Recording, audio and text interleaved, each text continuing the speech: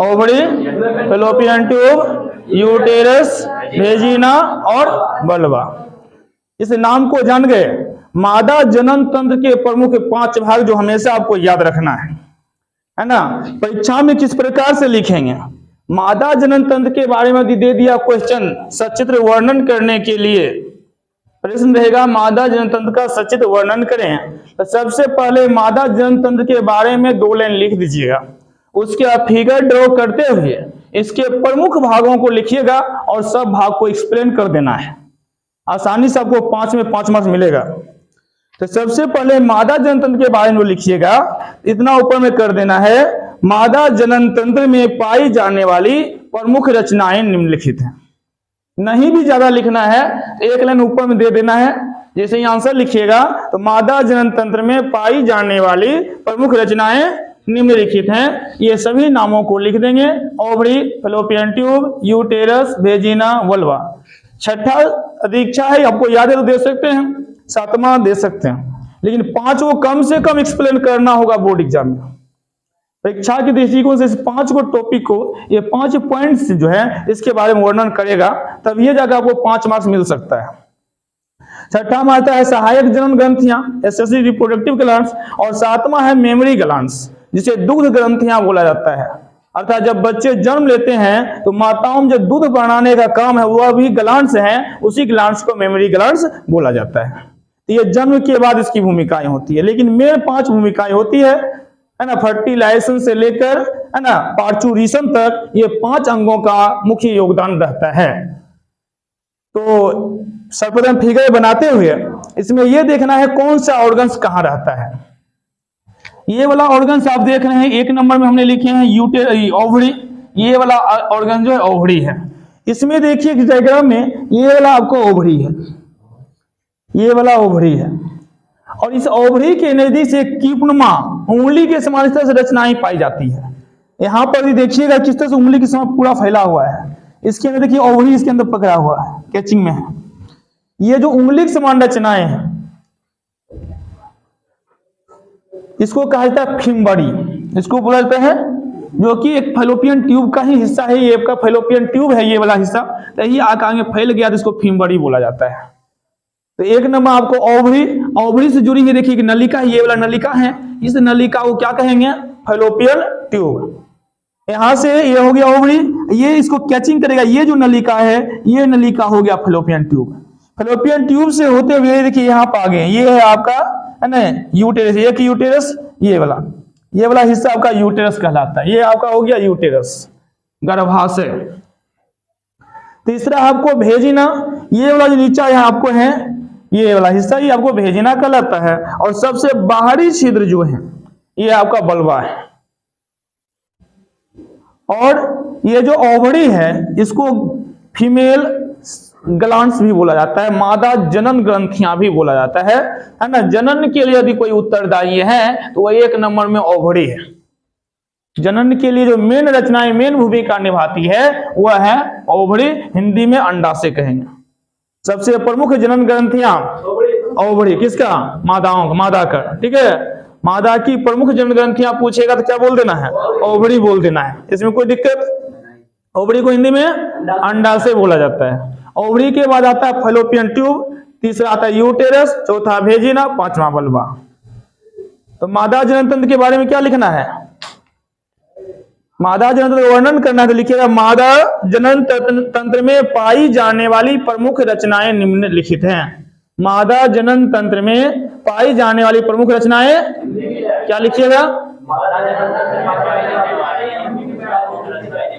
मादा जनन तंत्र में पाई जाने वाली प्रमुख रचनाएं, उसके बाद सबका नाम दे देना है। 1 नंबर में क्या देना है? ओवरी, 2 में फैलोपियन ट्यूब, 3 में, 4 में, 5 में, 5 कम से कम करना है ना। उसके बाद इसका एक्सप्लेन करना है, ओवरी लिखकर डैश दीजिएगा। और ओवरी के बारे में आपको लिखना होगा, है ना।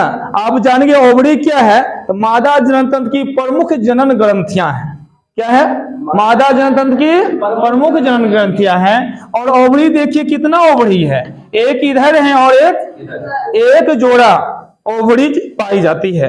प्रत्येक फीमेल में एक जोड़ा ओवरी पाई जाती है। कितनी ओवरी पाई जाती है? तो परीक्षा में यदि ओवरी लिख कर डैश दीजिए तो सर्वप्रथम लिखना होगा आपको प्रत्येक फीमेल में एक जोड़ा ओवरी पाई जाती है। क्या लिखिएगा? उसके बाद ये रहता कहाँ है इसको दिखा देना है। तो ये आपको रहता है पेल्विक कैविटी में, है ना। कहाँ रहते हैं? पेल्विक कैविटी आपको कौन कराएगा? हिंदी में श्रेणी गुहा कहेंगे। नाभि के नीचे वाला हिस्सा और कमर के ऊपर वाले हिस्सा के बीच जो खाली स्थान रहता है उसे ही पेल्विक कैविटी कहा जाता है। अर्थात जनन तंत्र के जो भी आपको ऑर्गन्स पाए जाएंगे वो सब नाभि के नीचे वाले हिस्सा में अवस्थित रहते हैं। समझ में आ गई बात? उसी को पेल्विक कैविटी हिंदी में श्रेणी गुहा या श्रेणी प्रदेश कहा जाता है, उसमें स्थित रहती है। तो मादा जनन तंत्र कहाँ स्थित रहते हैं? क्या बोलिएगा? पेल्विक कैविटी में। किस कैविटी में? तो ये रहता है उदर गुहा के निचले हिस्से में। उदर गुहा के निचले हिस्से में। किस कैविटी में? पेल्विक कैविटी में। एक बाईं ओर और एक दाईं ओर, बाएं एवं दाएं भाग में स्थित रहता है। बाएं एवं दाएं भाग में ओवरी कहाँ रहती है? उदर गुहा के निचले भाग में। उदर गुहा के पेल्विक कैविटी में बाएं एवं दाएं भाग में स्थित रहता है। हो गया याद ओवरी के बारे में? ओवरी के बारे में फर्स्ट लिखिएगा, प्रत्येक फीमेल में एक जोड़ा ओवरीज पाई जाती है। प्रत्येक फीमेल में एक जोड़ा ओवरी पाई जाती है। यह उदर गुहा के निचले भाग में, यह उदर गुहा के निचले भाग में श्रेणी गुहा में या पेल्विक कैविटी में बाएं एवं दाएं भाग में स्थित होती है या रहता है। मेन अब इसका काम क्या है इतना दे देना है। इसका मेन काम है फीमेल गेमिट। किसका?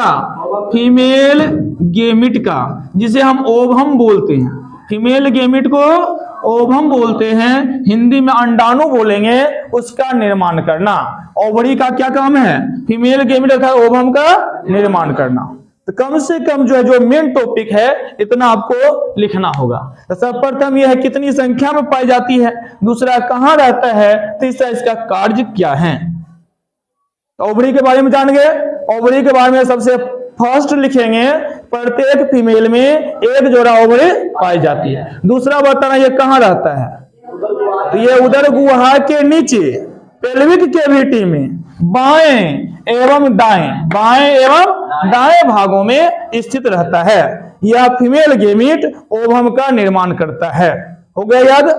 फर्स्ट में क्या बोलेंगे? प्रत्येक फीमेल में एक जोड़ा ओवरी पाई जाती है। दूसरा ये कहाँ रहता है? बोलेंगे यह उदर गुहा के नीचे पेल्विक कैविटी में बाएं एवं दाएं भागों में स्थित रहता है। तीसरा यह फीमेल गेमिट ओवम का निर्माण करता है। इतना याद हो गया? चलिए बताइएगा तो ओवरी के बारे में।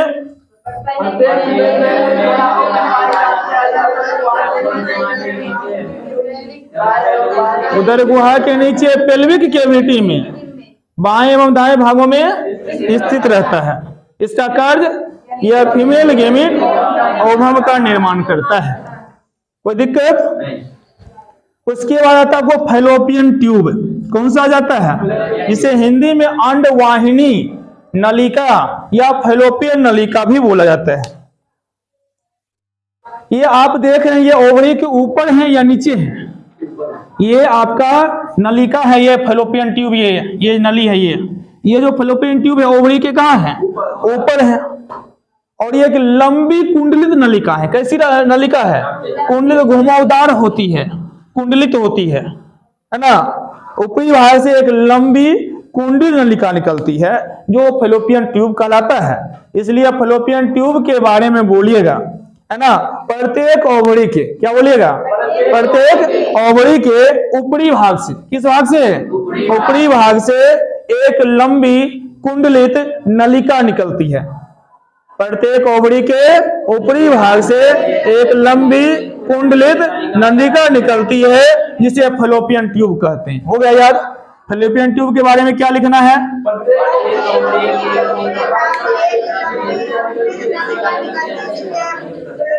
इसे फैलोपियन ट्यूब कहते हैं।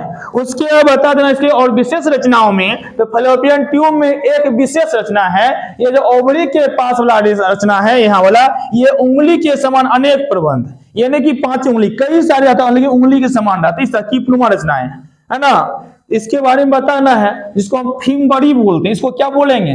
फिमबड़ी।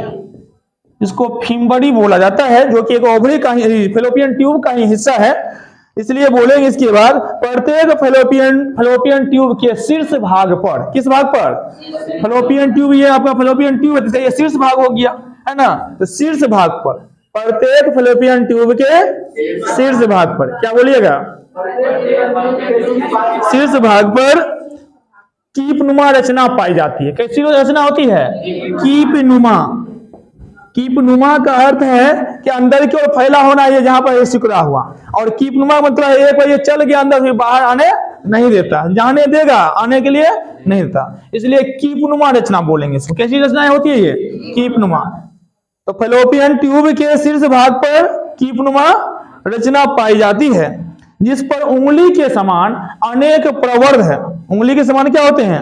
प्रवर्ध या उभार, प्रवर्ध या उंगली के समान अनेक उभार होते हैं, जिसे फिमबड़ी कहते हैं। जिसे क्या कहते हैं?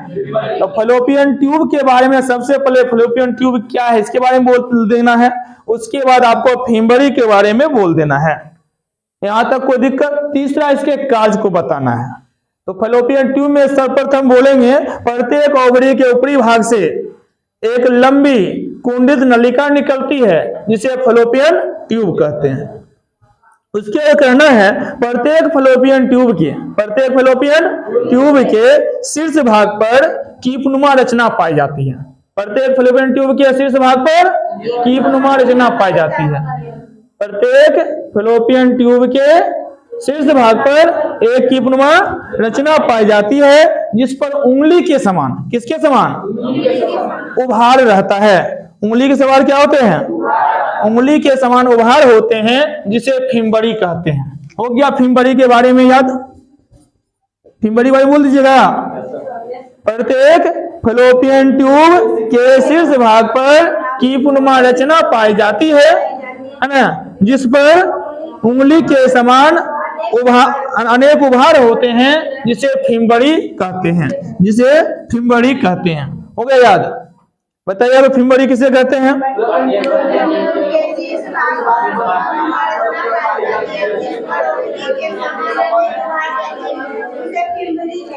फैलोपियन ट्यूब के बारे में क्या लिख देना है?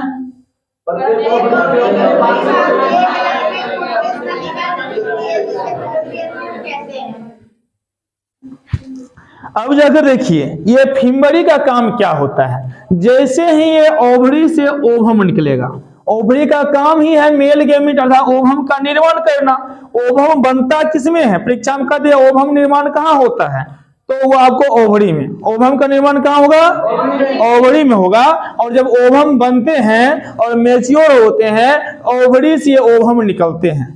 जैसे ही निकला ये फिमबड़ी उसको पकड़ लेते हैं। फिमबड़ी क्या करते हैं? कैच करते हैं उसको। ओवम को पकड़ने का कार्य कौन करता है? फिमबड़ी करता है। तो ओवम निकला, फिमबड़ी इसको क्या कर लेगा? कैच कर लेगा। कैच करने के बाद फिर उस नलिका में चला जाएगा। ये फिमबड़ी सिर्फ ओवम को अंदर तो जाने देगा, लेकिन बाहर आने के लिए नहीं देता है। समझ में आ गई बात? तो सर्वप्रथम फैलोपियन ट्यूब में यदि ओवरी प्रवेश करता है, तो उसको प्रवेश करने में मदद कौन करता है? फिमबड़ी करता है। फिमबड़ी ही जो ओवम निकलता है, निकले हुए ओवम को पकड़ करके फैलोपियन ट्यूब में पहुंचाने का कार्य करता है। इसका काम कर देना है। तो बोलना है ओवम जब ओवरी से निकलती है, ओवम जब ओवरी से निकलती है ना, तब फिमबड़ी उसे पकड़कर फैलोपियन ट्यूब में पहुंचा देता है। फिमबड़ी उसे पकड़कर फैलोपियन ट्यूब के बारे में आपने भी 3 पॉइंट जाने। सबसे पहले फैलोपियन ट्यूब है क्या, दूसरा फिमबड़ी के बारे में लिखना है, तीसरा इसके कार्य के बारे में लिखना है। फिमबड़ी का क्या कार्य है। चौथा इसमें आपको क्या है कि फैलोपियन ट्यूब में जब आपको ओवम चला जाएगा, किसमें? फैलोपियन ट्यूब में जब ओवम जाता है, इसकी दीवार जो है फैलते और सिकुड़ते हैं। दीवार कैसी होती है? फैलते और बनी होती है मांस का। किसका? मांसल होती है। फैलोपियन ट्यूब की दीवार कैसी होती है? मांसल होती है, और संकुचनशील होती है, मतलब फैलते हैं और सिकुड़ते हैं। फैलोपियन ट्यूब की दीवार मांसल और संकुचनशील होती है। अब जब ये फैलते हैं और सिकुड़ते हैं, जब ये फैलते हैं तो अब हम थोड़ा सा आगे खिसका, है ना। अब कहीं पर फैलते हैं, कहीं पर खिसकते हैं। ये नहीं कि एक के बार ये फैल जाएगा, एक के बार सिकुड़ जाएगा, ऐसा नहीं होता है। अब ये वाला हिस्सा मान लीजिए यहाँ फैला, पीछे सिकुड़ गया, फिर यहाँ फैल गया, फिर पीछे वाला हिस्सा सिकुड़ा। इस तरह से ओवम धीरे धीरे धीरे धीरे फैलोपियन ट्यूब में बढ़ता चला जाता है। फैलोपियन ट्यूब में क्या होता है, धीरे धीरे बढ़ता चला जाता है, खिसक खिसक करके। वो जो फैलता है, सिकुड़ता है, इस कारण से। समझ में आ गई बात। फैलोपियन ट्यूब की दीवार मांसल और संकुचनशील होती है ना, जिससे ओवम धीरे धीरे खिसक करके, और यह फैलोपियन ट्यूब में जो है धीरे धीरे खिसक कर किसमें प्रवेश करता है, यूटेरस में। किसमें प्रवेश कर जाता है, यूटेरस में प्रवेश कर जाता है ना। इतनी बात आपको फैलोपियन ट्यूब में बोलना है। तो फैलोपियन ट्यूब में सर्वप्रथम कहते किसे हैं, तो क्या बोलिएगा, प्रत्येक ओवरी के ऊपरी भाग से एक लंबी कुंडलित नलिका निकलती है, जिसे फैलोपियन ट्यूब कहते हैं। दूसरा पॉइंट आप लिखेंगे, फैलोपियन ट्यूब के शीर्ष भाग पर, फैलोपियन ट्यूब के कीपनुमा रचना पाई जाती है। कैसी रचना पाई जाती है, फैलोपियन ट्यूब के शीर्ष भाग पर कीपनुमा रचना पाई जाती है, जिस पर उंगली के समान अनेक उभार होते हैं, जिसे फिम्बरी कहते हैं। जिसे उंगली के समान अनेक उभार होते हैं या कई उभार होते हैं, जिसे फिम्बरी कहते हैं। ओवम जब ओवरी से निकलता है तो फिम्बरी उसे पकड़ करके फैलोपियन ट्यूब में पहुंचा देता है। उसके बाद बोल रहा है फैलोपियन ट्यूब की दीवार मांसल और संकुचनशील होती है। फैलोपियन ट्यूब की दीवार, जिससे ओवम धीरे धीरे खिसक करके यूटेरस में चला आता है। कोई दिक्कत? एक बार फैलोपियन ट्यूब के बारे में रिपीट कीजिए, क्या बोलिएगा?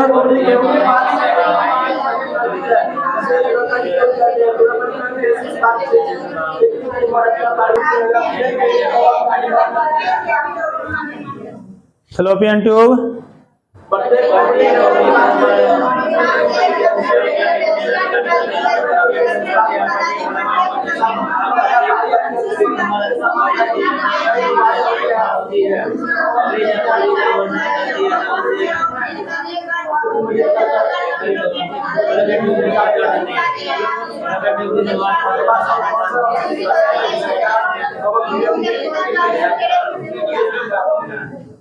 कोई दिक्कत है दोनों में? ओवरी के बारे में लिखना हो तो कह दीजिएगा प्रत्येक फीमेल में, है ना, एक जोड़ा ओवरी पाई जाती है। उसके बाद रहता कहाँ कहेंगे, या उधर गुहा के निचले भाग में, पेल्विक कैविटी में, बाएं एवं दाएं भागों में स्थित होती है। तीसरा, ये फीमेल गेमीट अर्थात ओवम का निर्माण करती है। उसका फैलोपियन ट्यूब आते हैं तो ओवरी के ऊपरी भाग से एक लंबी कुंडलित नलिका निकलती है ना, जिसे फैलोपियन ट्यूब कहते हैं। फैलोपियन ट्यूब के शीर्ष भाग पर कीपनुमा रचना पाई जाती है, जिस पर उंगली के समान, इस पर अनेक उंगली के समान रचना आती है। इस तरह से उंगली के समान इस पर रचनाएं पाई जाती है, जिस पर उंगली के समान अनेक रचनाएं होती है। ये जो उंगली के समान प्रवर्ध होते हैं, ये रचनाएं होते हैं या उभार होते हैं, इसे क्या बोलेंगे, फिम्बरी। तो शीर्ष भाग पर कीपनुमा रचना पाई जाती है, जिस पर उंगली के समान कई उभार होते हैं, जिसे फिम्बरी कहते हैं। ओवम जब ओवरी से निकलती है तो फिम्बरी उसे पकड़ करके फैलोपियन ट्यूब में पहुंचाती है। फैलोपियन ट्यूब की दीवार मांसल और संकुचनशील होता है, जिसके कारण ओवम धीरे धीरे खिसक करके यूटेरस में चला जाता है। अब तीसरा पॉइंट आता है आपको यूटेरस, है ना, जिसे हिंदी में गर्भाशय कहते हैं, है ना। ये काफी, ये वैसे तो एक थैलीनुमा रचना है, लेकिन इसका काफी ज्यादा उपयोग है, क्योंकि गर्भ का जो विकास होता है वह यूटेरस में ही, गर्भाशय में ही, है ना। और बच्चे मां के गर्भ में 9 महीने तक सारा पोषण प्रदान इसी के अंतर होता है, इसी में उसका डेवलपिंग होता है। तो यूटेरस एक बहुत बड़ी रचनाएं हैं। इसकी रचना जो है वो आपको थैली के समान होती है। किसके समान है? गर्भाशय की रचना यदि पूछेगा तो क्या बोलिएगा, थैली के समान पेशीय रचना है, मतलब मांस पेशी का ही बना हुआ है। थैली के समान पेशीय रचना है। गर्भाशय कैसी रचनाएं हैं? थैली के समान पेशीय रचना है। अब ये रहता कहाँ, ये जान लीजिए। इस फिगर में देखिए, यहाँ है ये हुआ यूटेरस, ये वाला हिस्सा जो है ये है यूटेरस का ये वाला हिस्सा, ये वाला हिस्सा ये आगे नीचे हो, ये हो गया यूटेरस। ये जो ये हो गया आपका फीमरी, फैलोपियन ट्यूब, फीमरी, ये ओवरी, ये हिस्सा जो है इसमें जब प्रवेश करते हैं तो ये आपका यूटेरस कहलाता है। ये है यूटेरस इसी के समान। ये देखते हैं ये लाल टाइप का जो है ये आपका यूटेरस है और ये एक थैली के समान रचनाएं हैं। यूटेरस कैसी रचनाएं हैं? थैली के समान पेशीय रचना है। पेशीय का अर्थ होता है यह फैलने और सिकुड़ने योग्य होना। पेशीय अर्थ क्या होता है? ये थैला फैल भी सकते हैं और सिकुड़ते भी हैं। इसमें कई सारे चेंजिंग होते रहते हैं यूटेरस में, है ना। प्रत्येक एक फीमेल जब मेच्योरिटी अवस्था प्राप्त कर लेती है ना, तब उसके यूटेरस में परिवर्तन हर महीने होते रहते हैं। इसी यूटेरस में परिवर्तन के कारण कभी पेन भी होता है, पेट दर्द सभी हो जाता है ना। क्योंकि इस यूटेरस में लेयर बनते हैं टूटते हैं, लेयर बनते हैं टूटते हैं। इसी लेयर बनने और टूटने के क्रम जब लेयर टूटते हैं तो मेंस्ट्रुएशन की क्रिया प्रारंभ होती है अर्थात फीमेल में पीरियड्स आना शुरू होता है। इसी में लेयर बनता है, इंडोमेट्रियम लेयर बनता है यूटेरस में, आगे जिक्र करेंगे। समझ में आ गई बात? तो जब ओवम निकला, फीमरी पकड़ा, फैलोपियन ट्यूब में आया, उसके बाद आ गया यूटेरस में। यूटेरस की दीवार जो है ये आपको मांसल पेशीय रचना है, मतलब फैलने और सिकुड़ने वाले होती है। हमेशा फैलते और हमेशा सिकुड़ते रहते हैं ऐसी बात नहीं है। हमेशा फैलते हमेशा सिकुड़ते नहीं है, लेकिन जैसे जैसे यदि इसमें गर्भ का विकास होता है ना, तब यह फैल जाता है। और जब फिर पार्चुरेशन हो जाती है, प्रसव हो जाती है, फिर से यह सिकुड़ कर एक नॉर्मल अवस्था जो है उसमें आ जाती है। हाँ, जो एक्चुअल साइज होता है उसमें थोड़ा बहुत परिवर्तन हो जाता है। कहने मतलब ये गुब्बारा के समान रचना है। जिस तरह गुब्बारा में हवा भरने पर फैलता है, निकल कर सिकुड़ जाता है, सेम कार्य यही होते हैं। तो पेशीय रचना जहां भी बोलेंगे समझ जाइए फैलने वाली रचनाएं हैं, सिकुड़ने वाली रचनाएं हैं। तो यूटेरस थैली के समान पेशीय रचना है। कैसी रचनाएं हैं? और ये जो आपको रहता है, ये वाला जो देख रहे हैं ये बड़ी आंत का हिस्सा है ये वाला, और इधर नीचे को रेक्टम रहता है। यहाँ के आसपास क्या रहता है? रेक्टम, जिसे मलाशय कहते हैं, मल जहां जमा रहता है। और एक तरफ से यूरिन आता है अर्थात यूरिन जमा होता है, तो दोनों के बीच में ये रहते हैं यूरिनरी ब्लाडर और रेक्टम। हिंदी में चले मूत्राशय और मलाशय। एक तरफ रचनाओं में आपको टॉयलेट जमा होता है बगल में, एक और रचनाओं में मल जमा होता है, उसी के बीच में रहता है गर्भाशय यूटेरस। यूटेरस कहाँ रहता है? मूत्राशय और मलाशय के बीच। कहाँ पे रहते हैं? इंग्लिश में यूरिनरी ब्लाडर और रेक्टम के बीच में होते हैं। गर्भाशय कहाँ रहते हैं जान गए? तो गर्भाशय के बारे में, यूटेरस के बारे में बोलिएगा, यह थैली के समान पेशीय रचना है जो मूत्राशय और मलाशय के बीच में स्थित होती है। कोई दिक्कत? यूटेरस कैसी रचनाएं हैं? थैली के समान पेशीय रचनाएं हैं। कहाँ रहते हैं? मूत्राशय और मलाशय के बीच में, यूरिनरी ब्लाडर और रेक्टम के बीच में स्थित होती है। यहाँ तक कोई दिक्कत? अब इसका आकार यदि देखें गौर से, लगभग ये नाशपाती के आकार का होता है। किस आकार का? यदि परीक्षा में कहीं दे दे यूटेरस की आकृति किसके समान होती है तो क्या बोलिएगा? नाशपाती के समान होती है। इसका निचला भाग, ये जिसका निचला भाग है ये सकरा होता है, देखते हैं ये फैला हुआ है और नीचे की ओर आया तो क्या होगा? छोटा हो गया। ये वाला भाग ज्यादा है, ये वाला भाग क्या हो गया? छोटा। तो ऊपर ये फैला होते हैं, देखिए ऊपर में ये हिस्सा ऊपर में क्या है? फैले हुए हैं, और नीचे वाला भाग क्या हो गया? सकरा होते हैं। ये यूटेरस है, ये देखिए फैले हुए हैं, नीचे वाला भाग क्या हो गया? सकरा हो गया। समझ में आ गई बात? यूटेरस का ऊपरी भाग कैसा होता है? फैला हुआ होता है, नीचे वाला भाग सकरा होता है। और सकरा जो होता है, जिसी सकरे हुए भाग को हम सर्विक्स कहते हैं। इसको क्या कहते हैं? सर्विक्स। यूटेरस का निचला भाग सकरा होता है जिसे सर्विक्स बोलते हैं। क्या बोलते हैं? सर्विक्स बोला जाता है। यूटेरस का निचला भाग क्या होता है? सकरा होता है जिसे सर्विक्स कहते हैं। सर्विक्स जब नीचे खुलते हैं तो नीचे देखिए ये वाला रचना कौन है? ये वाला देखिए क्या लिखे हैं? ये वेजिना। सर्विक्स नीचे की ओर कहाँ खुलती है? वेजिना में। सर्विक्स नीचे की ओर वेजिना में खुलती है। इतनी बात आप यूटेरस के बारे में लिख दीजिएगा। सबसे पहले ये कैसी रचनाएं हैं, दूसरी उसी में कहाँ रहते हैं, तीसरा किसके समान रचनाएं हैं, है ना। नीचे वाला भाग कैसी रचना है, तो नीचे सकरा होता है, और जिसे सर्विस कहते हैं सर्विस किसमें खुलती है, भेजिना पे। आप भेजिना का फिर वर्णन कर दीजिएगा। इसीलिए आपको यूट्रस के बारे में लिखिएगा, यह थैली के समान पेशीय रचना है जो मूत्राशय और मलाशय के बीच में स्थित होता है। इसका निचला भाग सकरा होता है जिसे सर्विक्स कहते हैं। सर्विक्स नीचे की ओर भेजिना में खुलती है। कोई दिक्कत? आगे आ जाता है भेजिना। भेजिना एक नली है, ये यहां से यहां तक ये नली है, ये यहां वाला हिस्सा हो गया बलवा, ये आपका नली है। लगभग आपको 7 से 10 सेमी लंबी नली है। कितनी सेंटीमीटर? भेजिना की लंबाई पूछेंगे कितने सेंटीमीटर? 7 से 10 सेमी लंबी पेशीय नली है। कैसी नली है? अर्थात ये भी नली फैल सकते हैं और सिकुड़ सकते हैं। जिसमें पेशीय लगा दिए मतलब फैलने और सिकुड़ने वाली नली है। तो भेजिना कैसी नली है? एक पेशीय नली है, फैलते हैं और सिकुड़ते हैं। आवश्यकता अपने जब पार्चुरेशन होता है, प्रसव होते हैं, अर्थात संतान जब जन्म लेते हैं, इसी रास्ते के द्वारा बाहर आते हैं। तो बच्चे आने से पहले इसमें फैलाव उत्पन्न होता है, फैलना शुरू होता है, धीरे धीरे बच्चे फिर आते आते हैं। इसके हार्मोन कई सारे जिम्मेवार हैं जो आपको एसोसिएटरी रिप्रोडक्टिव ग्लैंड जब पढ़ाएंगे टोटल क्लियर होगा। तो इस हार्मोन की वजह से यह फैलना शुरू होता है। समझ में आई बात? तो ये फैलते हैं और धीरे धीरे बच्चे नीचे की ओर आना शुरू हो जाते हैं। तो सर्विस से होते हुए फिर चाइल्ड भी किसमें आ जाएंगे? भेजिना में आ जाते हैं। तो भेजिना की लंबाई कितनी है? 7 से 10 सेमी। कैसी नली है? तो पेशीय नली है ना। और ये बाहर की ओर एक छिद्र द्वारा खुलती है। उस छिद्र को क्या कहते हैं? बलवा। उस छिद्र को क्या कहते हैं? बलवा कहते हैं। बस इतना भेजिना के बारे में लिख दीजिएगा। तो कहिएगा भेजिना के बारे में, यह लगभग 7 से 10 सेमी लंबी नली है। क्या बोलिएगा? लंबी पेशीय नली है। यह लगभग 7 से 10 सेमी लंबी पेशीय नली है। क्या बोलना है? 7 से 10 सेमी लंबी पेशीय नली है। यह बाहर की ओर एक छिद्र द्वारा खुलती है। बाहर खुलते हैं किसके द्वारा? एक छिद्र के द्वारा, जिसे बलवा कहते हैं। जिसे क्या कहते हैं? बलवा कहते हैं। हो गया। उसका 5वां टॉपिक बलवा लिखकर डैश दे दीजिएगा।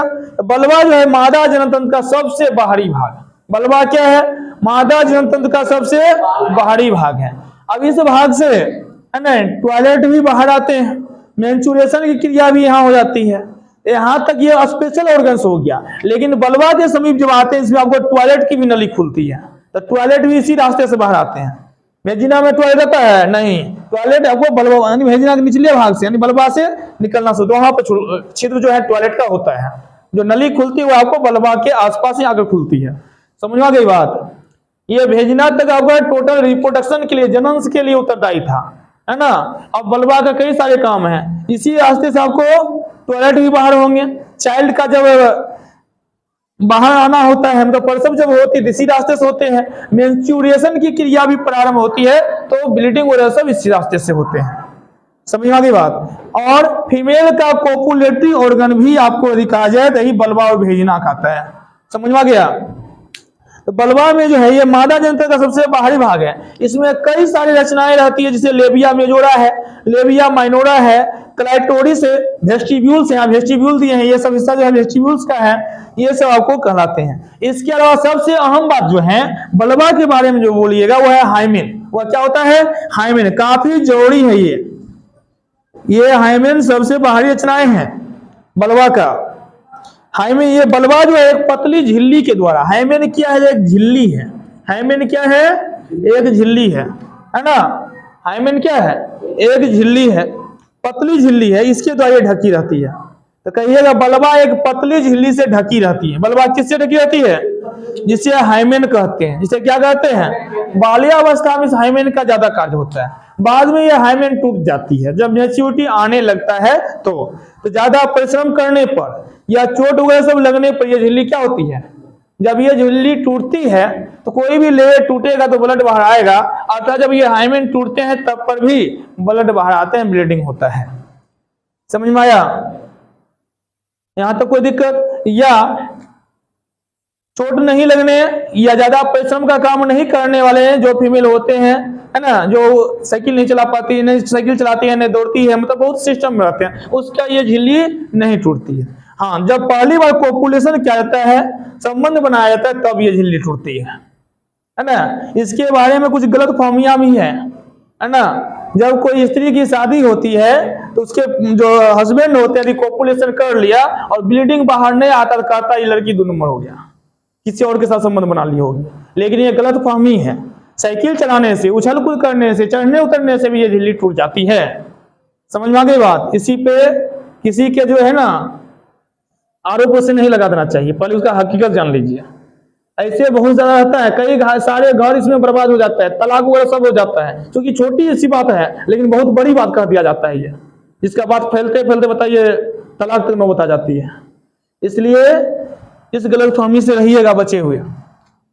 समझ में आ गई बात। तो ये हाइमन झिल्ली किसकी नहीं टूटती है? जो मान लीजिए कुछ भारी काम करवे नहीं करती है, उछल कूद करती ही नहीं है, बहुत सिस्टम रहते ना, साइकिल चलाती है, दौड़ धूप नहीं करती है, कभी खेलवे नहीं की होगी, तो इसे जो है ये झिल्ली टूटती है। टूटती है कब? लगभग जब आपको प्यूबर्टी आने की अवस्था रहती है 10-12 साल, उसी के आसपास टूटती है। क्योंकि बाल्यावस्था में काफी पतली छोटी सी रहती है ना, धीरे धीरे बड़ा होता जाता है, धीरे धीरे इसकी स्टेमिना कम होगी, ताकत कम होता नहीं टूटेगा, तब जाके ये झिल्ली टूटती है। समझ में आ गई बात।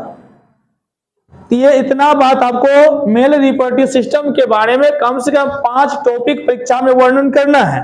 उसके बाद और स्पेशल नॉलेज के लिए फिर नेक्स्ट बताएंगे, लेकिन ये 5 को आपको टोटल परीक्षा के व्यू से याद होनी चाहिए, तभी 5 मार्क्स मिलेगा। ये फिगर, ये 5 भाग का नाम, इसका वर्णन इतना करना पड़ेगा। समझ में आ गया। तो मादा जनतंत्र से संबंधित मुख्य रूप से 5 भाग हैं। पहला है ओवरी, है ना। ओवरी के बारे में क्या बोलिएगा? प्रत्येक फीमेल में एक जो ओवरी पाई जाती है, कहाँ रहता है? उधर गुहा के नीचे शरीर गुहा में बाएं व दाएं भागों में स्थित रहती है। काम क्या है? फीमेल गेमीट अथवा ओवम का निर्माण करना। उसका रहता है फलोपियन ट्यूब, कहिएगा ओवरी के ऊपरी भाग से, है ना, एक लंबी कुंडली नलिका निकलती है जिसे फलोपियन ट्यूब कहते हैं। फलोपियन ट्यूब का शीर्ष भाग पर कीपनुमा रचना पाई जाती है, जिसमें उंगली के समान अनेक उभार होते हैं, जिसे फिम्बड़ी कहते हैं। ओवम जब ओवरी से निकलती है, फिम्बड़ी उसे पकड़ करके फलोपियन ट्यूब में पहुंचा देती है। फलोपियन ट्यूब की दीवार मांसल और संकुचनशील होती है, जिसके कारण ओवम धीरे धीरे खिसकते हुए यूट्रस में चली जाती है। फिर यूट्रस के बारे में लिखिएगा, यह है ना, यूट्रस क्या? यह थैली के समान एक पेशीय रचना है। कहाँ रहते हैं? मूत्राशय और मलाशय के बीच में स्थित होते हैं। किस आकार के? यह नाशपाती के आकार के होते हैं। इसका निचला भाग कैसा होता है? सकरा होता है, जिसे सर्विक्स कहते हैं, है ना। और सर्विक्स नीचे की ओर वेजिनाम खुलता है, उसको व्हाइट डिस्चार्ज बोला जाता है। व्हाइट डिस्चार्ज, समझे? व्हाइट डिस्चार्ज बोला जाता है। इसके प्रभाव से थोड़ा बहुत मान लीजिए 2-4 दिन 5 दिन होता है तो नॉर्मली हो सकता है, कोई दिक्कत नहीं, खान पान शरीर के कमजोरी वगैरह सबसे ऐसा होता है। लेकिन विशेष रूप से यदि ध्यान नहीं दीजिए, बराबर यदि ऐसा होता रहता है तो धीरे धीरे जो है ये घाव उत्पन्न हो जाता है। और ऐसी कंडीशन जब हो जाता है तो अब जाकर ऑपरेशन करके इसको काट कर निकालना ही होता है। यूट्रस को ही काट कर हटा देगा, क्योंकि यूट्रस का निचला भाग ही सर्विक्स है। तब जाकर बड़ा ऑपरेशन की जरूरत पड़ती है, डॉक्टर का बड़ा ऑपरेशन ही कराना पड़ेगा, समझे। तो बड़ा ऑपरेशन की जो नौबत आती है तो जब आपका ये सर्विक्स प्रभावित होता है तब जाकर के। इसके अलावा जो फीमेल ज्यादा चाइल्ड उत्पन्न करते हैं उसमें भी ये प्रभावित होते हैं। समझ आया। तो ऐसे देखिए, जिसको ज्यादा चाइल्ड होता है तो उसको बड़ा ऑपरेशन हो ही जाता है लगभग में। ये स्थिति आ सकती है। और यदि ध्यान नहीं दिया, यदि ऑपरेशन नहीं करवाया, फिर भी लापरवाही बरते तो कैंसर से रोग उत्पन्न हो सकता है, और कैंसर हो गया फिर बचना मुश्किल हो जाता है। कैंसर का अभी तक कोई उचित इलाज नहीं है। यूट्रस बन जाएंगे, यूट्रस नीचे की ओर कहाँ खुलती है? निचला भाग सकरा होता है, सर्विक्स कहते हैं। सर्विक्स नीचे की ओर वेजिनाम खुलती है। वेजिना के बारे में कहिएगा, यह लगभग 7 से 10 सेमी लंबी पेशीय नली है। यह बाहर की ओर एक छिद्र द्वारा खुलती से बलवा कहते हैं। बलवा के बारे में लिखिएगा, है ना। यह मादा जनतंत्र का सबसे बाहरी भाग है ना। बलवा एक पतली झिल्ली के द्वारा ढकी रहती है, जिसे हाइमेन कहते हैं। ज्यादा परिश्रम करने पर या चोट आदि लगने पर यह झिल्ली टूट जाती है। इतना